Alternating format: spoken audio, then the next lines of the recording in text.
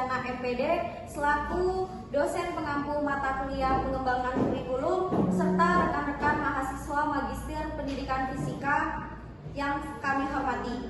Kami dari kelompok 1, saya Karisma Dwi Cahyani serta rekan saya Galuh Oktarina. Kami akan memaparkan modul ajar dengan topik fluida statis yang kami kembangkan dengan mengintegrasikan kearifan lokal Lampung, khususnya yaitu perahu ketinting yang digunakan oleh masyarakat pesisir.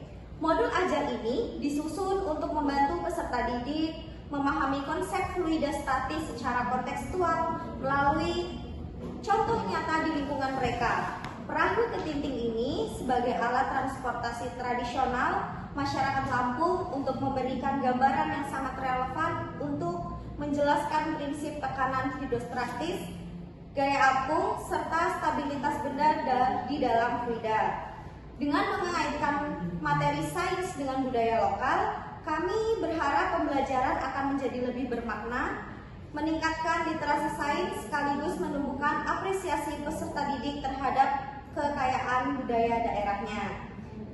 Untuk memahami konsep Archimedes harus terlebih dahulu memahami konsep tekanan hidrostatis. Untuk karena itu modul ini kami akan membahas 3 submateri, yaitu hidrostatis, hukum Pascal, dan hukum Archimedes. Yaitu yang pertama adalah identitas modul, yaitu nama penyusunnya Galuh Oktarina dan Karisma Dwi Cahyani. Mata pelajarannya yaitu IPA Fisika kelas 11 dan fase F di semester ganjil. Alokasi waktunya 6 pelajaran di tahun 2025-2026. Selanjutnya yaitu ada identifikasi kesiapan peserta didik. Pengetahuan awal, peserta didik umumnya memiliki pengetahuan dasar tentang wujud zat dari jenjang SD. Konsep fisika dasar seperti gaya dan tekanan juga sudah diajarkan dari jenjang SMP. Konsep massa, volume, dan kerapatan zat juga sudah dikenalkan dari jenjang SMP. Lalu mereka juga mungkin sudah mengamati fenomena fluida dalam kehidupan sehari-hari seperti kapal mengapung, kapal melayang, dan kapal tenggelam. Namun belum tentu mereka itu memahami konsep-konsep fluida secara mendalam seperti perbedaan konsep mendasar antara kapal mengapung dan kapal melayang serta kapal tenggelam. Oleh karena itu perlu penguatan dan aplikasi di dalam konteks fluida statik ini.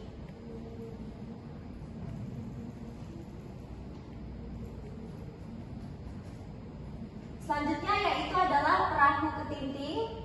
Topik fluida ini umumnya menarik bagi peserta didik karena relevansinya dengan teknologi, yaitu digunakan dalam kehidupan sehari-hari, sepertinya tradisional Lampung yaitu perahu ketinting. Perahu ini tidak besar, namun dengan bentuknya yang ramping ini dilengkapi dengan cadik atau katir, yaitu penyimbang, membuatnya mampu meluncurkan cepat menerjang ombak dan angin di dalam lautan. Perahu ketinting ini memiliki bentuk yang mirip seperti mahkota siger khas Lampung dengan kedua ujungnya yang lancip, melengkung, dan unik. Perahu ini disebut juga sebagai jukung Lampung atau ketinting. Perahu ketinting ini juga merupakan perahu tradisional nelayan Lampung yang telah lama digunakan untuk mencari ikan di lautan. Selanjutnya yaitu adalah latar belakang. Peserta didik berasal dari latar belakang yang beragam. Mungkin ada yang sudah menggunakan teknologi yang melibatkan konsep fluida, tetapi peserta didik juga belum memahaminya. Lalu kebutuhan belajarnya adalah visual, yaitu membutuhkan gambaran tentang berbagai jenis teknologi yang menerapkan konsep fluida, simulasi interaktif. Selanjutnya yaitu auditori untuk membutuhkan penjelasan yang jelas, diskusi kelompok, dan mendengarkan presentasi hasil eksperimen kelompok lain.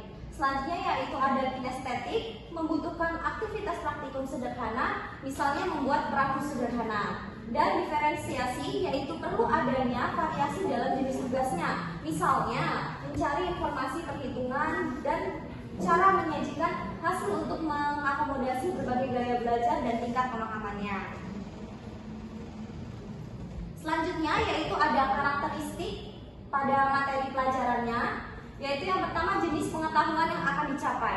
Jenis pengetahuan yang akan dicapai itu adalah konseptual, yaitu memahami tentang konsep tekanan, sifat-sifat fluida, hukum dan fluida dalam hukum-hukum dalam fluida statis, serta penerapan konsep fluida statis dalam kehidupan sehari-hari.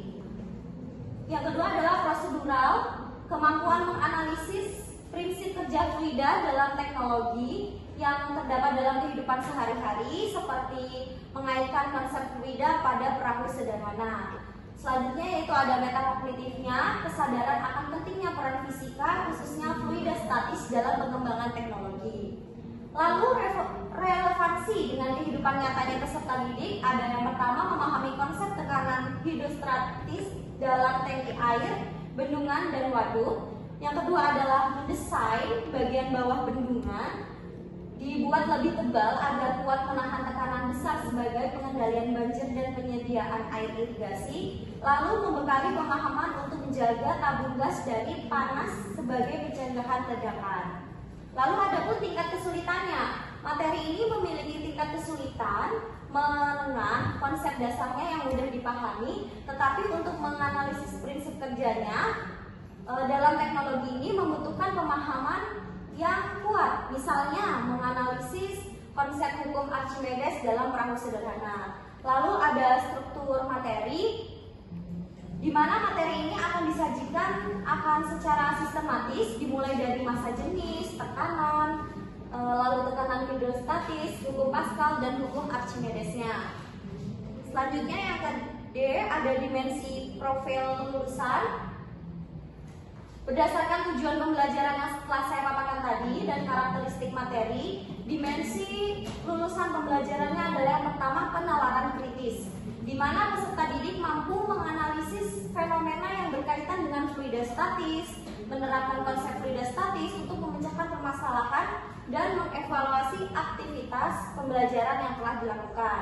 Lalu yang kedua adalah kreativitas.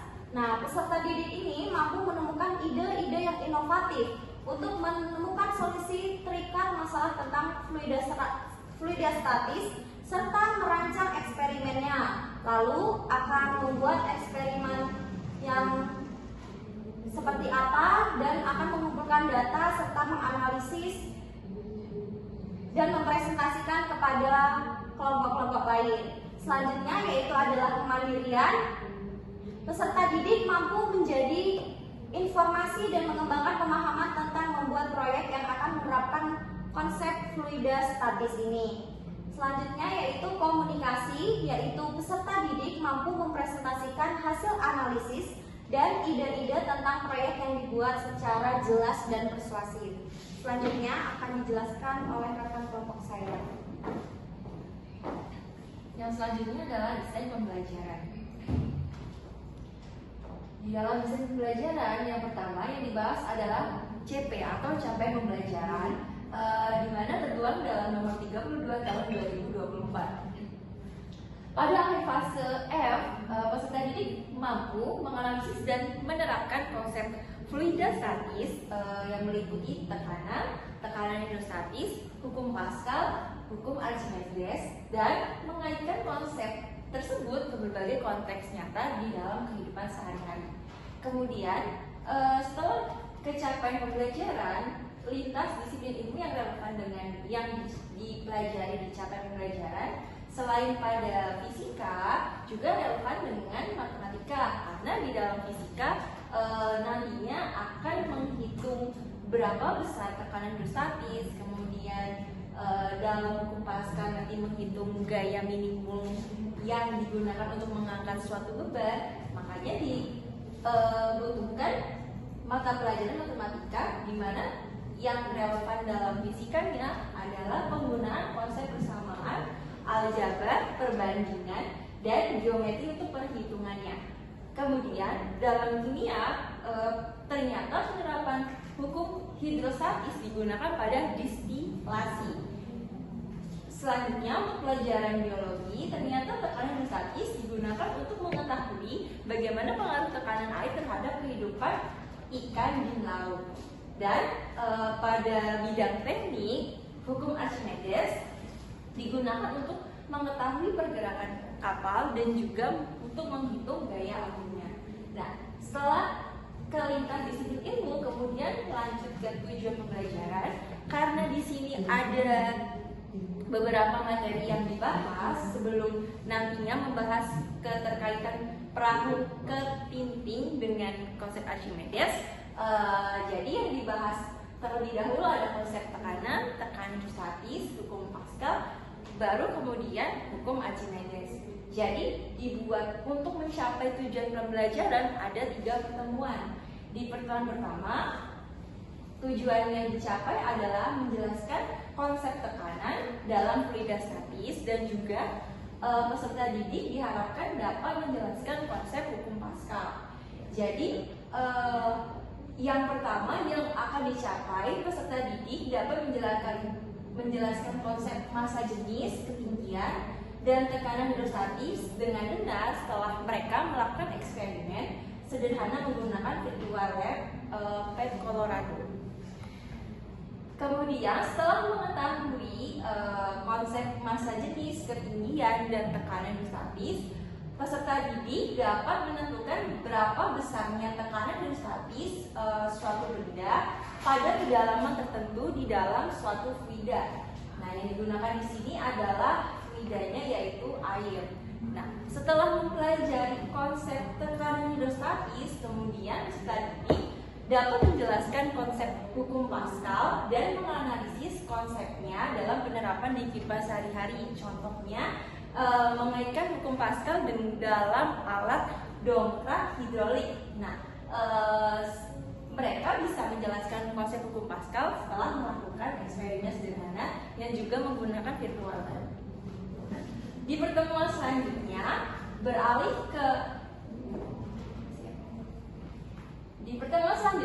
di pertemuan kedua beralih ke konsep Archimedes, di mana untuk menerapkan konsep Archimedes ini siswa dianjurkan untuk melakukan eksperimen gaya apung dan menganalisis faktor-faktor yang mempengaruhi bagaimana bisa terjadi gaya apung.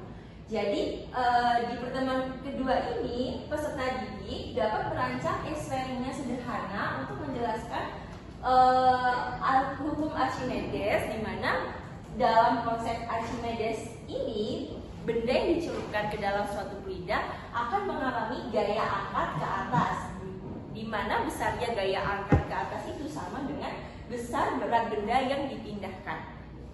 Kemudian setelah mereka bisa merancang konsep Archimedes dalam suatu eksperimennya, dilanjutkan di pertemuan ketiga mereka membuat proyek setelah mereka merancang alatnya. Jadi di pertemuan ketiga peserta didik dapat membuat proyek sesuai rancangannya untuk membuktikan bahwa dalam hukum Archimedes itu konsepnya adalah benda yang dicelupkan di dalam fluida akan mengalami gaya angkat ke atas yang besarnya sama dengan berat yang dipindahkan. Setelah membuktikan konsepnya, peserta didik dapat menganalisis faktor-faktor yang mempengaruhi gaya apung pada benda. Jadi faktor-faktornya itu ada massa jenis dan volume benda setelah mereka melakukan eksperimen. Dan yang terakhir, setelah mereka mempelajari hukum Pascal, Archimedes, dan tekanan statis, diharapkan peserta didik dapat memecahkan persoalan fisika yang berkaitan dengan materi tersebut. Nah, topik pembelajarannya berfokus pada aplikasi nyata dari konsep fluida seperti mengapa ketika kita berenang di kedalaman yang lebih tinggi dapat membahayakan manusia.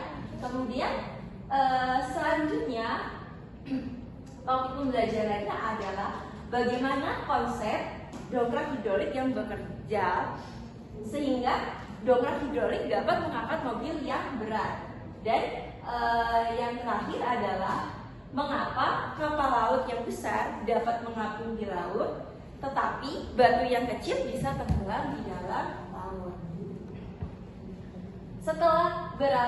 Setelah membahas tentang topik pembelajaran, beralih ke kerangka pembelajaran. Jadi dalam praktiknya akan menggunakan model pembelajaran problem based learning dan project based learning, di mana nanti peserta didik akan melakukan eksperimen sederhana untuk menemukan konsep FRIDA-nya. Kemudian peserta didik juga diarahkan untuk membuat proyek sederhana yang menerapkan konsep FRIDA. Nah, dalam penerapan model pembelajaran ini tentunya dilakukan secara berkelompok, dan ketika melakukan aktivitas pembelajaran secara berkelompok pastinya ada diskusi kelompok. Jadi dengan adanya diskusi kelompok, peserta didik akan bisa menganalisis fenomena fluida dalam kehidupan sehari-hari, kemudian memecahkan persoalan fisika tentang fluida, dan tentunya diskusi ini juga bertujuan supaya siswa bisa berbagi pemahaman konsep antar siswa. Nah, dalam melakukan model pembelajaran problem based learning dan project based learning, tentunya pasti ada eksplorasi dengan melakukan eksperimen, dan juga mungkin bisa observasi terkait aplikasi fluida di lingkungan sekitar. Nah, untuk mitra pembelajarannya tentunya pasti dari lingkungan sekolah dibantu oleh guru untuk kegiatan pembelajarannya, dan mungkin bisa menggunakan mitra pembelajaran dari luar sekolah, mungkin bisa di bengkel yang ada sistem hidroliknya untuk observasi konsep Zoom Pascal, mungkin bisa di kolam renang untuk observasi konsep tekanan hidrostatis sama gaya apinya. Nah, untuk lingkungan belajarnya pastinya menggunakan kelas, kemudian karena sekarang ini sudah berbasis teknologi, pastinya ada ruang virtual, dan ada budaya belajarnya. Jadi di kelas pastinya mungkin pakai proyektor atau layar interaktif. Untuk virtualnya memanfaatkan simulasi interaktif seperti PET Colorado, dan di sini nanti yang akan digunakan yaitu aktivitas pressure and flow sama under pressure. Kemudian pastinya membutuhkan video pembelajaran untuk memicu siswa dalam pertanyaan pemantiknya. Kemudian ada platform Google Classroom mungkin untuk berbagi materi, tempat pengumpulan tugas, dan juga diskusi antara guru dengan siswa ketika menerapkan pembelajaran berbasis proyek. Nah, selanjutnya untuk pemanfaatan digitalnya tentunya pasti membutuhkan literatur yang diambil dari sumber-sumber online, kemudian ada diskusinya, ada mungkin pakai quizzes dan Mentimeter selama proses pembelajaran, dan juga menggunakan platform Google Classroom ketika nantinya melakukan diskusi.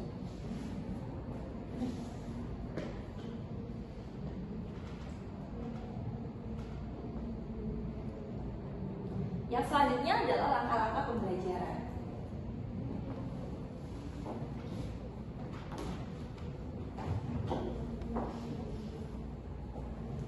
Selanjutnya yaitu adalah langkah-langkah pembelajaran berdiferensiasi, yaitu untuk pertemuan pertama menjelaskan konsep tekanan dalam fluida statis dan hukum Pascal, yaitu ada tahapan atau sintaks PBL-nya, yaitu yang pertama orientasi siswa pada masalah. Nah, aktivitas guru pada sintaks ini adalah menyapa peserta didik, memeriksa kehadiran, serta menciptakan suasana belajar yang aman dan nyaman, serta mendukung rasa percaya diri siswa.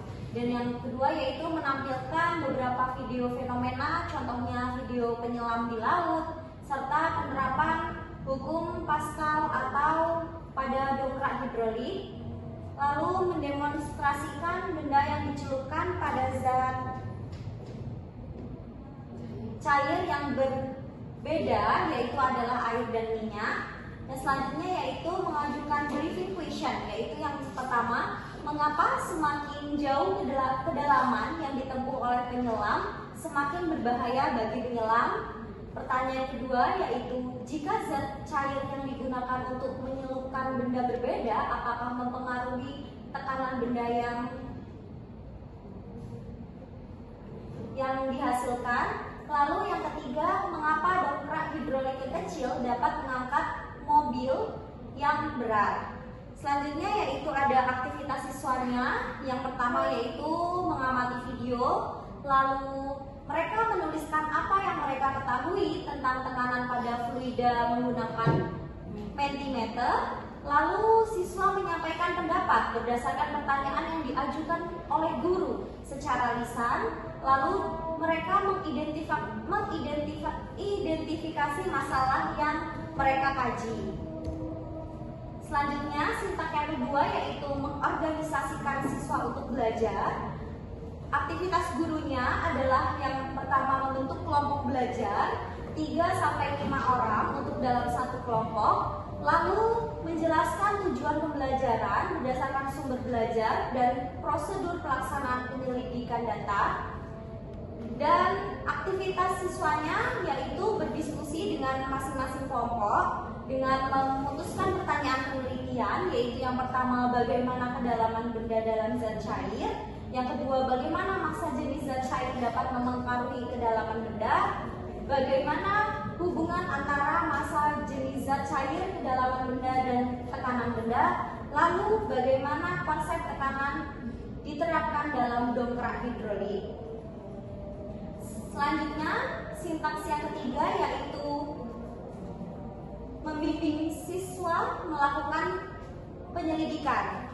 Aktivitas guru pada sintaks ini adalah membimbing siswa selama melakukan pengumpulan data untuk menjawab pertanyaan penelitian, serta aktivitas siswanya adalah melakukan eksperimen sederhana menggunakan pet Colorado yaitu under pressure untuk menganalisis hubungan ketinggian dengan tekanan benda dan hubungan massa jenis zat cair dengan tekanan benda.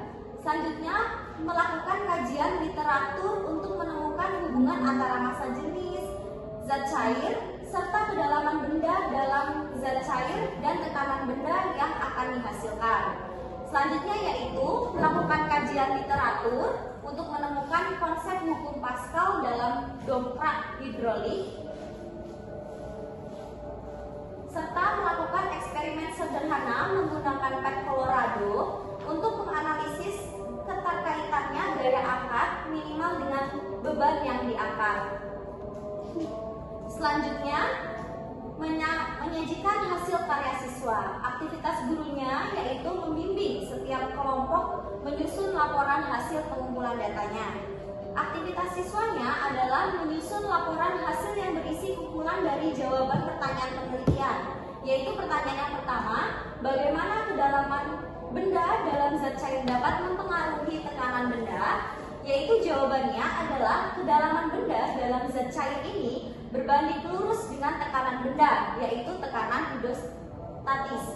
Semakin tinggi kedalaman benda, maka semakin besar juga tekanan hidrostatis yang akan dihasilkan.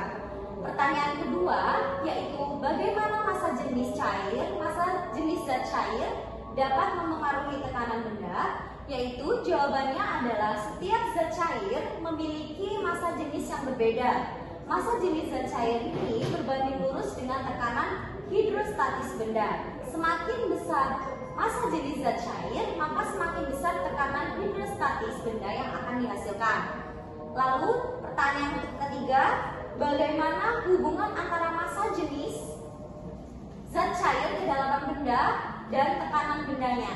Jawabannya adalah hubungan antara massa jenis zat cair kedalaman benda dan tekanan benda dijelaskan dalam konsep tekanan hidrostatis, yaitu pH sama dengan rho GH, yaitu pH-nya itu adalah tekanan hidrostatis, rho adalah massa jenis zat cair, G adalah kecepatan gravitasi.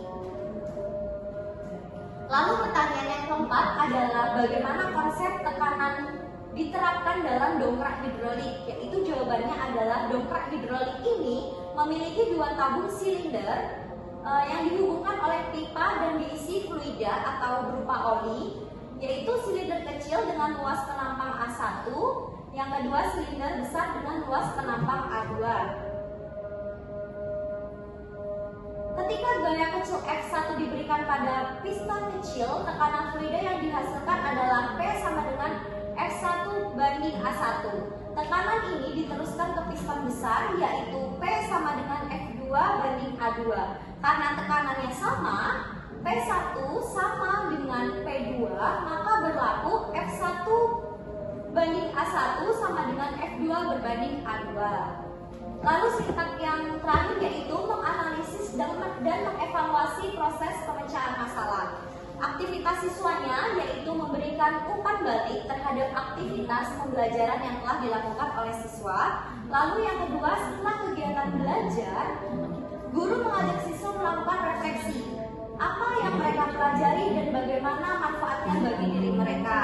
Lalu aktivitas siswanya yaitu memperbaiki jawaban jika terdapat kesalahan dalam menjawab pertanyaan penelitian. Lalu yang kedua, melakukan refleksi pembelajaran tentang pertanyaannya, yang apa makna konsep tekanan hidrostatis dan hukum Pascal bagi kehidupan. Lalu bagaimana perasaan Anda saat berhasil melakukan eksperimen ini. Selanjutnya yang kedua yaitu ada pertemuan kedua untuk menerapkan hukum Archimedes dengan melakukan eksperimen gaya apung dan menganalisis faktor-faktor yang mempengaruhinya. Nah, model pembelajaran kali ini berbasis project based learning. Tahapan sintaks PJBL-nya yaitu yang pertama membuat driving question, yaitu aktivitas gurunya ada menyapa peserta didik, memeriksa kehadiran dan menciptakan suasana yang aman dan nyaman. Lalu mendemonstrasikan benda atau kayu yang beratnya lebih besar dari gaya apung. Benda akan tenggelam, sedangkan benda yang lebih kecil beratnya yaitu misalnya gabus, ini dari gaya apung akan mengapung. Lalu guru akan menampilkan beberapa video fenomena, yaitu ada video kapal selam terapung dan melayang di air laut dan serta video balon udara. Lalu guru juga mengajukan briefing question, yaitu yang pertama, bagaimana konsep hukum Archimedes diterapkan pada benda.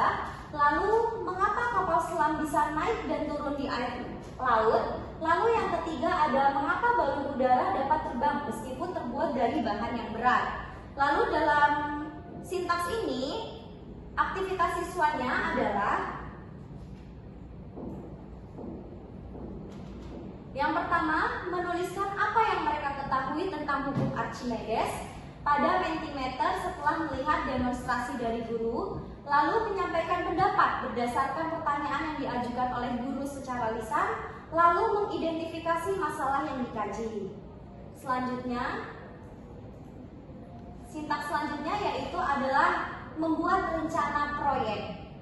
Aktivitas gurunya yaitu untuk membentuk kelompok belajar 4-6 orang untuk satu kelompoknya, lalu menjelaskan tujuan pembuatan proyeknya seperti apa, dan menjelaskan prosedur pelaksanaan pembelajaran berbasis proyek, serta membimbing siswa merancang proyek yang relevan, misalnya membuat perahu sederhana atau balon udara. Aktivitas siswanya yaitu adalah berdiskusi dalam kelompok untuk menentukan ide, proyek, alat dan bahan serta langkah-langkah pembuatan proyek tersebut. Sintaks PJBL ketiga yaitu menyusun jadwal pembuatan proyek, yaitu membimbing siswa dengan menyusun jadwal pembuatan proyek, yaitu dengan mengujikan dan menjawab pertanyaan-pertanyaan oleh guru, lalu memberikan batas waktu dan target pada setiap tahapnya, yaitu perencanaan pembuatan, pengujian dan pelaporan. Selanjutnya aktivitas siswanya yaitu menyusun timeline secara berkelompok dan menetapkan pembagian tugas antara anggota dan setiap kelompoknya. Lalu di sintaks PJBL yang kedua ada membimbing siswa merancang proyek yang relevan, misalnya membuat perahu sederhana. Nah, cara membuat perahu sederhana ini adalah bahan yang diperlukan yaitu ada styrofoam, lem tembak, sedotan atau stik kayu, lalu gunting cutter, dan air dalam baskom, serta koin atau kerikil yang disebar di sebagian beban. Langkah-langkah pembuatannya yaitu adalah potong styrofoam menjadi bentuk perahu dan melebar di bagian tengah, Lalu usahakan bagian bawahnya ini melengkung atau cekung agar stabil. Lalu tempelkan potongan kecil styrofoam ini ke sisi kiri dan kanan. Bentuk dinding agar perahu tidak mudah kemasukan air. Serta tempelkan sedotan atau stik kayu di kanan dan kiri agar perahu tidak mudah miring. Ini juga meniru desain perahu ketinting atau perahu tradisional yang panjang dan stabil. Lalu letakkan perahu di permukaan air dan pastikan perahu mengapung dengan stabil. Dengan cara selanjutnya yaitu menguji bebannya. Tambahkan beban seperti koin 1 dalam 1 perahu itu. Amati apakah perahu itu mulai tenggelam. Hubungan perahu sederhana ini dengan kaitannya dengan hukum Archimedes, yaitu perahu Archimedes ini mengapung karena bekerja sesuai dengan hukum Archimedes, yaitu bahwa benda yang berada dalam fluida akan mengalami gaya apung sebesar berat fluida yang dipindahkan. Lambung perahu yang berongga dan bervolume besar membuatnya mampu memindahkan air lebih banyak sehingga gaya apung ini cukup kuat untuk memberikan berat perahu dan beban di atasnya. Namun, apabila beban ditambah secara berlebihan, berat keseluruhan dapat melampaui gaya apung maksimum, sehingga air yang dipindahkan tidak lagi mencukupi dan perahu itu akan tenggelam. Selanjutnya yaitu contoh cara membuat balon udara sederhana, yaitu bahan yang kita butuhkan adalah kantong plastik, lalu sedotan atau stik bambu. Yang ketiga ada kertas aluminium foil, lalu lilin kecil atau kapas yang diberi minyak, ada pita dan korek api. Selanjutnya langkah-langkahnya adalah membentuk sedotan atau bambu tipis ini menjadi lingkaran dan dipasangkan langsung dengan plastik balon, dan lalu rekatkan mulut kantong ke lingkaran rongga menggunakan selotip agar tertutup rapat, dan pastikan tidak ada celah udara agar panas itu tidak akan keluar. Lalu buatkan lilin kecil atau gulungan tisu atau kapas yang diberikan sedikit minyak sebagai bahan bakar. Lalu untuk menerbangkan balonnya, pegang balon dengan cara tegak dan nyalakan lilin atau sumber panasnya. Setelah udara masuk dalam plastik dan akan memanas, akan menjadi lebih ringan dan balon akan lebih mengembang. Kaitan percobaan balon udara sederhana ini dengan hukum Archimedes, yaitu balon udara ini sederhana bekerja dengan hukum Archimedes, yaitu akan mengalami gaya apung sebesar berat fluida yang akan dipindahkan. Dalam balon udara ini, udara panas di dalam balon ini memiliki massa jenis lebih kecil daripada udara di luar, sehingga balon memindahkan udara yang lebih berat dapat mendapatkan gaya angkat ke atas. Sedangkan ketika gaya apung ini lebih besar daripada berat balonnya dan sumber panasnya, balon akan lebih terbang ke atas. Oleh karena itu, balon dibuat dari bahan ringan dan berukuran besar agar mampu menghasilkan gaya apung yang cukup untuk terangkat.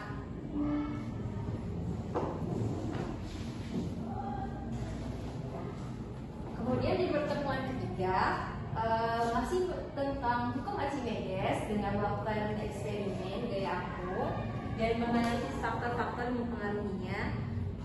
Jadi pada tahap selanjutnya adalah guru memonitoring pelaksanaan pembuatan proyek. Nah, monitoringnya ini dilakukannya di Google Classroom karena dalam pelaksanaan pembuatan proyek dilakukan di luar jam sekolah. Nah, setelah mereka selesai membuat proyeknya, kemudian aktivitas mereka yang dilakukan selanjutnya adalah menjawab pertanyaan-pertanyaan yang telah diberikan oleh guru. Jadi di pertanyaan guru yang pertama tadi adalah bagaimana konsep hukum Archimedes diterapkan pada benda. Nah, siswa bisa mencari jawaban dari pertanyaan ini ketika melihat guru mendemonstrasikan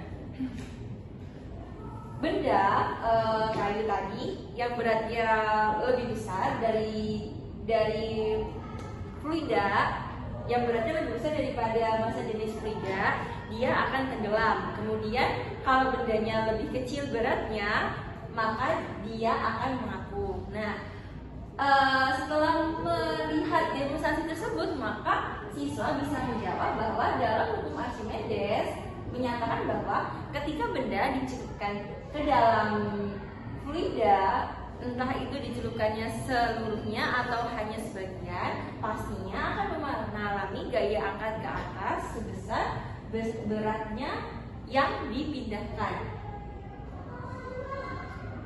Kalau dituliskan dalam matematisnya, berarti gaya angkat ke atas dapat dihitung dengan cara mengurangi berat benda di udara dengan berat benda di dalam air. Nah, kemudian pertanyaan yang kedua, mengapa kapal selam bisa naik dan turun di air laut? Nah, pertanyaan ini muncul setelah mereka melakukan eksperimen membuat perahu sederhana. Jadi, dalam kapal selam ada namanya tangki pemberat.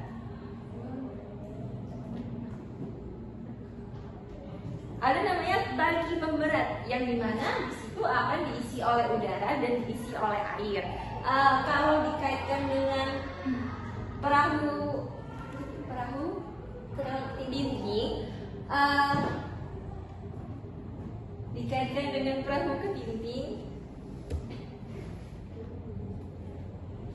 kondisi kapal selam ini bisa naik ke permukaan jika tangki pemberatnya yang awalnya diisi airnya dikeluarkan, kemudian diganti dengan udara. Nah, karena diganti dengan udara, maka massa jenis kapalnya berkurang. Ketika massa jenis kapalnya lebih kecil daripada massa jenis fluidanya, maka kondisi kapalnya akan mengapung. Nah, kemudian di kondisi yang kedua, selain ada mengapung juga ada kondisi melayang. Ketika dalam kondisi melayang, maka posisinya massa jenis kapal itu harus sama dengan massa jenis fluida. Nah, supaya massa jenis kapalnya itu sama dengan massa jenis fluida, maka si kapalnya di tangki pemberatnya diisi lagi oleh air dan besarnya harus disesuaikan supaya massa jenis kapalnya sama dengan massa jenis fluidanya. Dan ketika kondisi kapalnya itu dalam kondisi tenggelam, maka tangki pemberatnya harus diisi air sampai dengan penuh supaya massa jenis bendanya lebih besar daripada massa jenis fluidanya. Kalau massa jenis kapalnya itu lebih besar daripada massa jenis fluida, maka lebih berat kapalnya ketimbang gaya angkatnya. Hal itulah yang bisa menyebabkan kapal dalam kondisi melayang. Kalau dikaitkan dengan kapal ketinting, kapalnya itu kan digunakan untuk mencari ikan di laut. Nah, berarti menerapkan konsep hukum Archimedes khususnya pada gaya angkat ke atas. Kapalnya bisa mengapung karena massa jenis kapal lebih kecil daripada massa jenis air laut, sehingga kapal dalam kondisi terapung. Kemudian pertanyaan yang ketiga, mengapa balon udara dapat terbang meskipun terbuatnya dari bahan yang berat? Karena ketika balon udara itu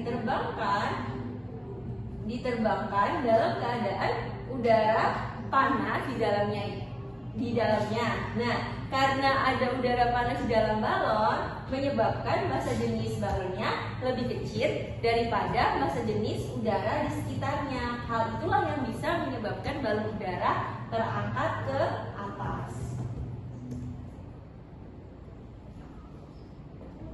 Nah, setelah menjawab pertanyaan dari guru, tentunya hasil proyeknya akan dilihat dan dinilai oleh guru.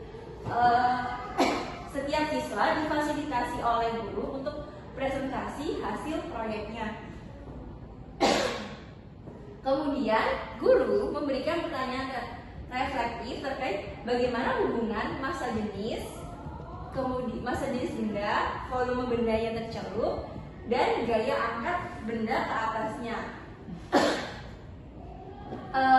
Kemudian siswa ketika presentasi akan menyajikan hasil proyeknya, akan dibahas bagaimana rancangannya, hasil alatnya, terus hasil data dan hasil analisisnya. Kemudian Mereka juga menjelaskan apakah alat yang dibuat itu sudah sesuai atau belum sesuai dengan konsep Archimedes. Setelah siswa menjelaskan apakah hasil proyek itu sesuai dengan hukum Archimedes, maka yang selanjutnya adalah mereka menjawab pertanyaan dari guru terkait bagaimana hubungan massa jenis, volume benda, dan juga gaya angkatnya.